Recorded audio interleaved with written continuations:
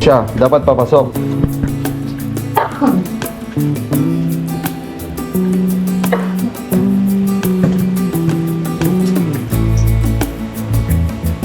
Aesthetic, sana yung bilog.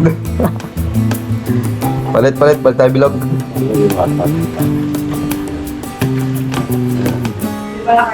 Oh, ayan.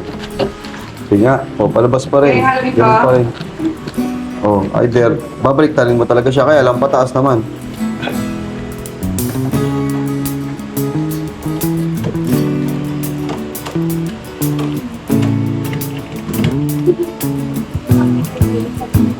Kami lang mga sasakay. Kami lang sasakyan.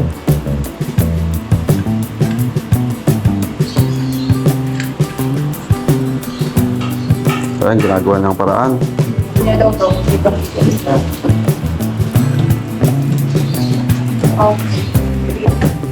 Yun. Ganun talaga, oh. Dito baliktad. Ito yung baliktad yun, oh. Kailangan, di ba nakahiga yan? Kailangan mapatayo ko yan. Kaya lang, Ito na to eh. yung lock niyan. Yan na yan. Ito na to eh. Extend ka sa kanan. Paano siya ano? Hindi mo na babaguhin eh. Baka ito ang pagpapantay. Baka yung kabilang yan. Kailangan nakahiga. Ganon, babaguhin namin mga kagrasa. Aangat namin to para sa susunod pag ano na lang, okay na yun. At least basta may pinto. Tapos basta nalalak. Basta magagamit natin ito na tayo. Bali, ang babaguhin lang natin tayo. Dito na tayo pumunta. Mapabago to tayo. Makayang indiretsyong gano'n. Ito na yun. Yun. Ito na siya. Hindi ka ganun siya. Problema ito, ayaw pumasok na ito. Okay, stop. Babaguhin mo to. Pawawala na yan. Dito na ganyan. Yo! Boom! The king goes grrrr!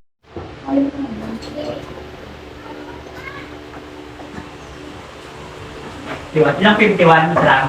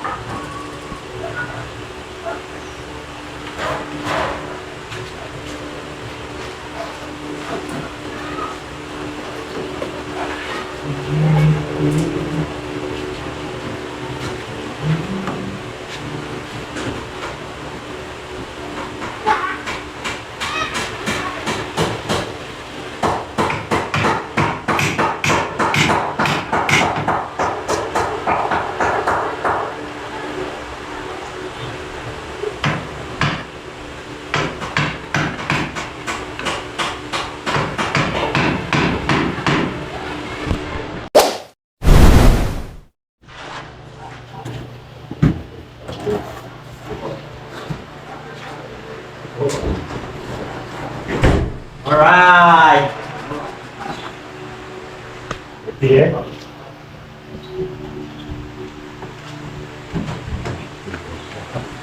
Sige, tulog mo. Tulog na tayo. Yan. Oo. Si Lucy. Pag si Lucy yan yan, maglalak ng logo. Dahil mo, nasan yung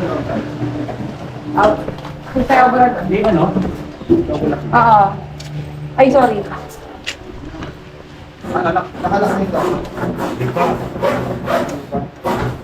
Wala, napipil pala ito. Hindi dumidikit mo ano? Kay ilalim. Hindi ba kumapasok? Ayos. Logo lang. Yan.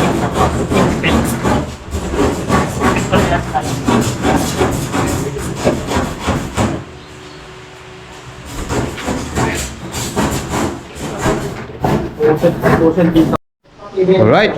Yeah, mga kagrasa, update tayo. At nagawa na namin ni tatay yung maiwagang doorknob. Ayan, oh. Yes, ang ganda na ng doorknob namin. Ayan. Agad? Na siya. Ayan. Nasasara na siya. Tapos mayroon siyang double lock. Ito yung pinakalock niya. Tapos may susi, no, mga agrasa. Ayan. So si Leo, ito na. Ayan. Pinapormahan na yung sa lababo natin, no. Tapos si tatay, i-ano niya na yung bisagra dito sa ano, dito sa pinto ng banyo. Kaya makakabit na rin ni tatay. Si Pepe, busy sila dito eh. Ayan. 62. Nusukat na ni Pepe. Nag-portrait. Teka lang, wala na tayo. 2x3. Gano'n kalaki yun? Ayun, gano'n. Tara, hanap tayo. Hanap kami ni Pepe ng 2x3 para doon formahan na yun, no? Ng ano? Ng panglababo. 2x3, hanap tayo. Alam ko meron pa dito. Ito, Peo. Oh, di ba? Ito, oh. Maikli lang. Dalawang 62. 62. Ito. Paano yan? Hindi tatagis pa ako. 2x3. Hanap tayo dito. 2x3. Ayun, ang dami pa kasing kahoy dito, mga kagrasa. Ayun sa likod. Ito. Ito. Ayan, wala. Ito. 2x3. Baka mo. Kunin ko. Yan. Para mabuo na ang lababo.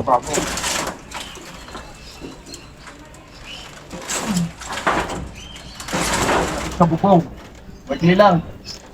Ha? Wait, okay ito. Parehas. Kasi gagawa pa tayo ng ano, papatungan. Sige. Yan lang ha. Tayo isasalo! Ayan na! Okay. Teka, mamasak pa ako. Yan lang ha. Rice. Tingnan natin. Ano tapos na yan?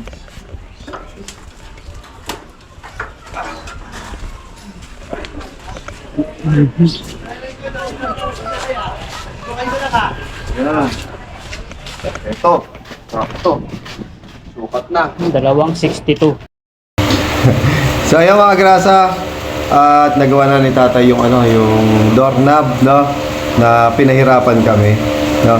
Kasi yung ano niya, yung pinaka ano niya, ayaw humarap dito.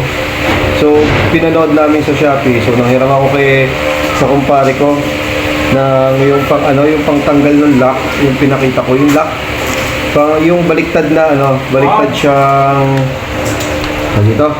Baliktad yung pinaka ano niya, yung pinaka pag ginanon mo bubukas, no? Kasi may ring siya sa loob. So ang ginawa ko, tinanggal ko muna yon, tapos ginawa ko ginanong ko yung di nakababa siya. So inano ko. Hiniga akong gano'n, tapos binalik ko yung dalawa yung ginamit ko na yun, no? Doon sa pagtanggal no ring na yun. Doon kami pinahirapan. Tapos mga grasa yung jealousy nalagay na. Yung bintanang sinira ko kanina, nailagay na rin doon sa ano, sa bintana. Yung jealousy ko pa rin dati, mga agrasa, yung pa rin yung nilagay kasi nga para may bintana pa rin doon sa ano, sa bintana para hindi kami mapasok. So naayos na rin pa rin doon sa taas. Yung sa taas na lang po yung walang bintana. Dito naglagay kami ng temporary bintana. Tapos si Paring Jess baka pumunta na rin at mag-ayos na ng kuryente. Ang dami niya pa kasing itatap dito na kuryente. Yan, makikita niyo po sa vlog pagdating ni Paring Jess, no? Yung mga kuryente yung gagawin niya. Tapos puputulin niya siguro yung mga linya na mga dating linya po kasi yung mga wire po nun ano na, hindi na siya pwedeng gamitin dahil gawa ng sobrang tagal na, makunat na raw. Kaya yung mga pinili kong bagong wire, yun po yung gagamitin ni Paring Jess, no? So yung mga grasa, yun po muna yung ma-update ko sa inyo ngayong araw. Tapos bala ko kasi doon sa doorknob na yon, kasi wala siyang lock na yung, di ba, yung bilog lang na pag sinarado mo yung dati kong pinto, ilalak mo lang siya sa loob, hindi na siya mabubuksan. So yun, wala, kailangan susian mo siya bago mag-double lock. So nag-umorder uli ako sa Shopee, nag-spray later uli ako ng yung deadlock bolt ba yon na bilog, tapos yun, yung para mag-double lock talaga siya doon sa sa loob or sa labas. Pero pag sa loob, kaya mo na siya i-double lock, no? Pero sa labas, kailangan sususiyan pa rin. So, yun muna po sa ngayon, mga agrasa. Sana nag-enjoy kayo dito sa, sa Pamangkin po. pumunting bahay series natin sa mga nangyayari. Tapos, mga agrasa, kita-kitsa na tayo pagdating sa bahay. Right. Lang ah. Alright, yan mga agrasa. Time check tayo. Alas 7:30 na ng gabi and nakauwi na tayo dito. Hindi na ako nakapag-vlog doon mga agrasa gawa ng nalobat po itong GoPro, so hindi ako nakapag-charge. Tsaka naging busy kami ni Tatay Chito bago alam niyo po ba, bumalik pa po si Tatay Chito kasi hindi po nag-lock yung ayaw mag-lock nung pinto. So binalikan pa po kami. Salamat mo muli kay Tatay Chito at binalikan mo kami na ayos yung kasi hindi ko na talaga alam gagawin ko kasi nawawala na rin yung pinaka-padlock namin ng pintuan, no? Kaya buti na lang binalikan kami. Tinawagan ko sa paring Jumong. Tinatanong ko lang kay Tatay Chito baka naitabi niya yung pinagkakawitan ng pinapadlock yung gate, yung pinto. Yung sa padlock, pinagkakawitan ng padlock. Kaya ayun, sabi ni Tatay Chito pupunta siya. So maraming salamat muli kay Tatay Chito. Nandito na tayo mga agrasa, hindi ko na i-update yung bahay. So sa Lunes na lang or bukas. Baka bukas kasi magpunta ako doon, baka magpintura ako. Kung pag sinipag, basta pero pupunta po ako doon. At kung may mga gagawin pa, gagawin ko na po. Kasi depende kung nandun yung gamit. Kasi si Leo may gagawin daw pong magta-tiles daw po siya bukas. Kaya natangay niya yung diamond na na grinder, natangay niya po. Kaya gagamitin niya. Tsaka yung pang ng kahoy, ayun. Gagamitin niya raw po kasi yun. So mga agrasa, update ko po uli kayo. Yan, about dito po sa aking t-shirt. No? So, sa mga nag-avail po, maraming salamat po muli sa inyo. Ayan. Ito po ang Kagrasa TV t-shirt natin. Sana magustuhan nyo po at makapag-avail po kayo. Yan, meron siyang etiketang Kagrasa TV. No? Ayan. Tapos ito po, pakita ko po sa inyo. Ito po yung design niya. Ayan mga agrasa. Solid po yung design niya. Ayan. Ang ganda ng niya. Hindi po siya vinyl, transfer paper, yan. DTF po siya. Alam ko DTF po to ha. So hindi po ako nagkakamali. So hindi po siya yung sinasabing pakatagalan matatanggal. Yan. Ayan po yung likod niya mga agrasa. Tapos ito po yung harapan niya. Ayan. Meron po siyang ayan. Kaya sabihin niyo po talaga na legit po talaga to. Yan. Maganda po yung quality ng t-shirt. Yan. Kahit ako po bilang naggagawa ng tatatak din po ng t-shirt. Ito po, quality po talaga. Nakita ko yung yung pagkakagawa. Ayan po. Ito po yung logo. Ito po yung camera. Ito po yung liabe. So, bilang Kagrasa TV, hindi po siya tinidor. Si parang Crispy sinasabi ka tinidor. Si RK pala sinasabi tinidor. So, hindi po. Liabe po siya. Liabe. Yan. So, mga Kagrasa, price po nito is $750. Mali po akong sabi nung una, pero okay lang po 'yon sa first batch kasi ko po yung materialis yan. Iba po kasi yung materialis na ginamit daw po sa kanya kaya medyo alanganin po tayo sa sa 650. So parehas na lang din po kaya pala ganun yung price nila Kautol tsaka nila Kapanali kasi nga po ayun medyo hindi po siya susuwak sa sa materialis, no? Kaya sana po mag-avail po kayo nito. Again, 750. Yan. Sure naman po ako na quality po ito at magugustuhan nyo. So, sa mga kagrasa natin dyan sa Team Kapanalig, sana magkaroon kami ng t-shirt din na Team Kapanalig na lahat kami, no? Tsaka lahat kami sana magkaroon ng design, no? Again, maraming salamat po kay Kapatid Team. Yan, maraming salamat sa design. Kung sino po yung mga may gusto magpagawa ng design, yan, available po si Kapatid Team. Depende na lang po. Usap na lang po kayo ni Team. Yan. Maraming salamat din sa sa mga nag-avail po. Ito pa po. Na-i-deliver ko na po yung iba. Yung mga taga dito sa amin, ito pa po yung natitira. Pero may-ari na po nito. Yan. Hinihintay ko na lang po yung mga PM nila. So, again, maraming salamat mga agrasa dito sa pagsubaybay po sa bahay serie natin. Kita-kits po tayo bukas or sa Monday. Basta kung magano po ako bukas, papakita ko rin po sa inyo. So, bukas po, linggo. So, babalik na lang po kami sa Monday. So, hanggang dito na lang mga agrasa. Maraming salamat po and bye-bye. Good night po.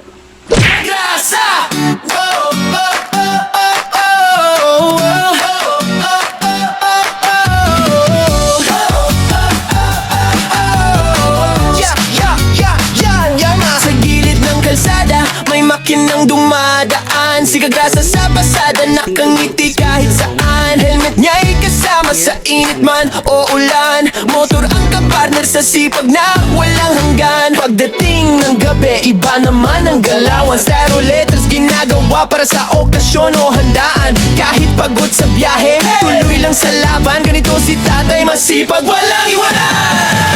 Kagasa, tara sama-sama right now. Sa bawat liko ng buhay, siya ang astig na bida. Ate Kagrasa, lagi nang nakaalalay. Baby Kagrasa, ulit pero love na love ng tunay. Kagasa, hey, dito masaya kahit simple lang. Pamilya, trabaho, pangarap na lumalaban. Sa bawat video, good vibes ang baon ni Kagrasa.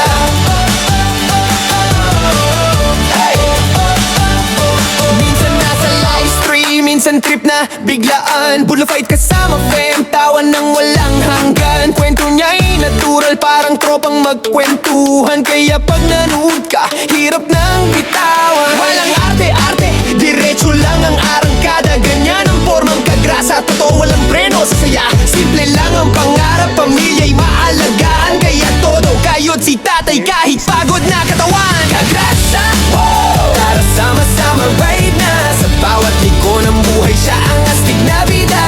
Ate Kagrasa, lagi nang nakaalalay. Baby Kagrasa, ulit pero love na love ng tunay. Kagrasa, hey, dito masaya kahit simple lang. Pamilya, trabaho, pangarap na lumalaban. Sa bawat video, good vibes ang baon ni Kagrasa. Kung minsan ay traffic, minsan ay nakaka-stress, si Kagrasa ang tropa mong laging may good vibes express. May kwento, may tawa, may halong pag-asa. Kaya solid mga viewers, dito ka na sa Kagrasa. Kagrasa, tara sama-sama right na. Sa bawat liko ng buhay, siya ang astig na bida. Ate at baby Kagrasa, nandiyan sumusuporta. Hawak kamay sa laban, pamilya ang lakas. Kagrasa, hey, isigaw natin ang sabayan. Para tong papuri sa tatay na masipag, na puso'y busog pagdating sa